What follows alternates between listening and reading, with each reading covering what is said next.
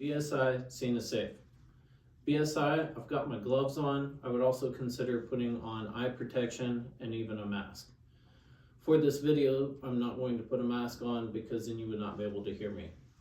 For my scene safety, that's going to start as soon as the call information comes out, and then it can continue throughout the call. I'd be considering mechanical, chemical, and even human hazards throughout the call.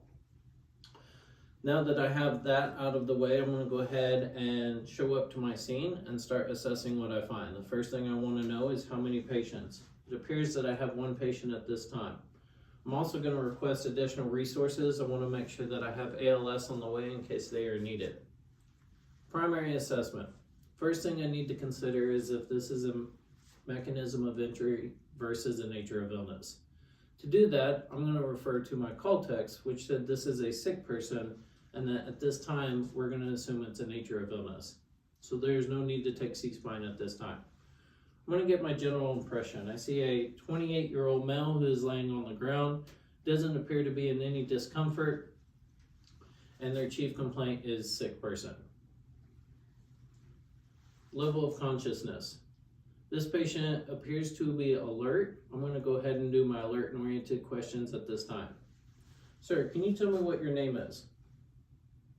Okay. John, where are you at today? All right, and do you know about what time of day it is? Okay, can you tell me what happened leading up to you calling 911 and calling us out today? I'm going to go ahead and check for any exsanguination. Sir, do you feel like you're bleeding anywhere? Okay, I'm going to go ahead and just do a quick blood sweep to make sure I don't find any bleeds. Okay, anything here? Okay, how about under your shoulders? Under your chest? Under your torso? Okay, anything under your pelvis?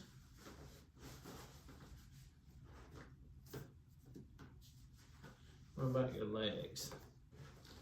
All right, then check this arm. Okay, I don't find any bleeding at this time, so on to airway. For the airway, I'm going to watch for signs of breathing. It appears the patient's breathing at a normal rate and doesn't appear to be in any distress. Patient's talking in full sentences, so I can say that the patient's airway is open and patent. And then I'm going to move on to breathing. With breathing, first thing I'm going to do is check the SpO2. Sir, I'm going to go ahead and put this on your finger real quick.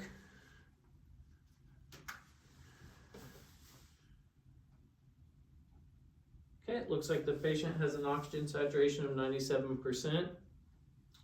So at this time, the patient doesn't need oxygenation or ventilation because his oxygen saturation is good and his breathing appears to be normal. Breath sounds. So I'm going to go ahead and listen to your breath sounds real quick. Just breathe normal for me.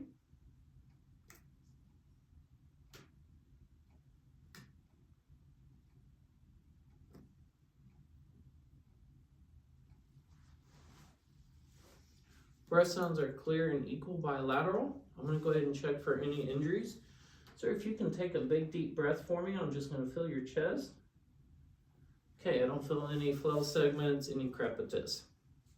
For circulation, first thing I'm going to do is check John's pulse. As I'm checking John's pulse, I'm checking for rate, rhythm, and quality. It appears John has a strong, regular pulse. I'm going to go ahead and check John's skin. John, I'm going to check your forehead here real quick. Okay, the skin appears to be pink, warm, and dry. This time, John's not showing any signs of shock, so I'm not going to treat for shock. This time, I'm going to go ahead and triage John code yellow. There were no life threats determined at this time. So we're going to go ahead and load John up onto the stretcher and move him to the ambulance and initiate transport.